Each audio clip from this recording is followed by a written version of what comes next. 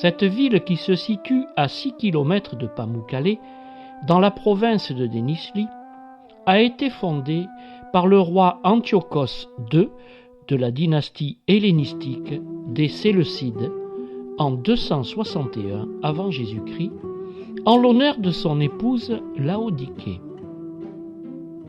Cette ville était réputée pour ses moutons, à la toison douce et noire, mais elle était aussi un grand centre de tissage de la laine et du coton.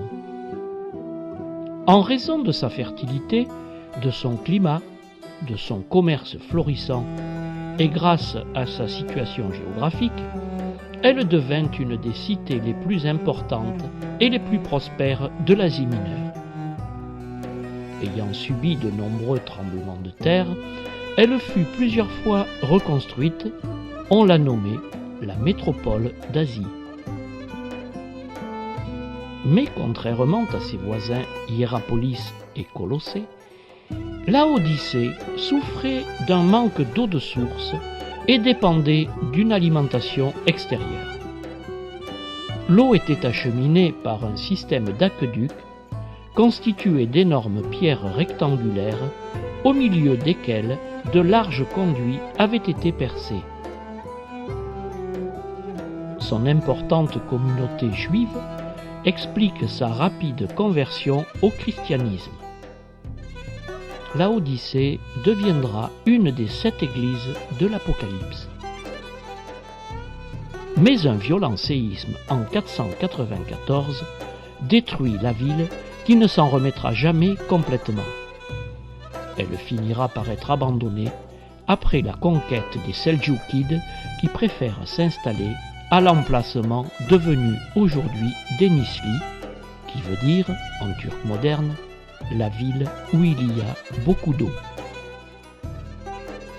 Le site de Laodicée couvre un secteur d'environ 5 km² et englobe le plus grand stade antique de toute l'Anatolie, 2 théâtres, 4 complexes de bains publics, 4 agoras, 5 fontaines, 2 portails monumentaux, des temples, des églises et des rues très importantes.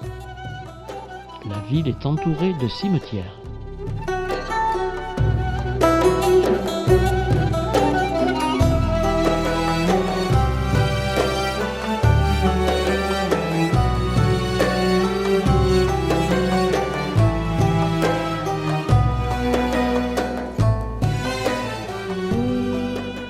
Les premières fouilles datent des années 1961 à 1963. Elles ont été menées par l'archéologue canadien Jean Degagné. Depuis 2001, les travaux de restauration ont repris.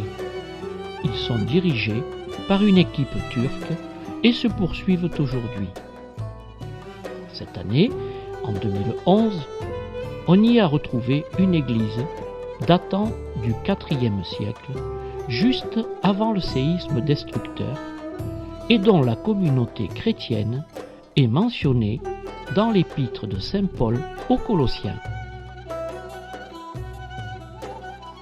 Les archéologues sur place pensent que dans quelques années, si les fouilles le confirment, le site devrait être largement plus important que celui d'Éphèse aujourd'hui. Alors, Laodicée serait-elle une nouvelle Éphèse ?